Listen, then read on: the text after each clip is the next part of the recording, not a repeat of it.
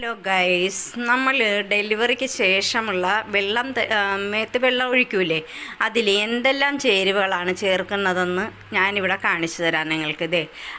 ഈ എല്ലാ ഐറ്റംസും ഇട്ട് വെള്ളം തിളപ്പിച്ച് മേത്തൊഴിച്ച് കഴിഞ്ഞാൽ ആ പ്രസവിച്ച പെൺകുട്ടിക്ക് ശരീരത്തിലെ നീരും വെള്ളവും എല്ലാം പോകും. ഫസ്റ്റ് കരിനെച്ചിയില, അത് കഴിഞ്ഞാൽ കമ്മ്യൂണിസ്റ്റ് വെച്ച അത് നിങ്ങളുടെയൊക്കെ നാട്ടിൽ അത് തന്നെയാണ്. ആ പേരൊന്നും എനിക്കറിയില്ല, ഞങ്ങളിവിടെ കമ്മ്യൂണിസ്റ്റ് വെച്ചെന്നാണ് പറയുന്നത്. അത് കഴിഞ്ഞ് പിന്നെ എരിക്കിൻ്റെ ഇല, പാണലിൻ്റെ ഇല, തുമ്പ വെള്ളം 3 ദിവസം ഒഴിച്ചതാണ്.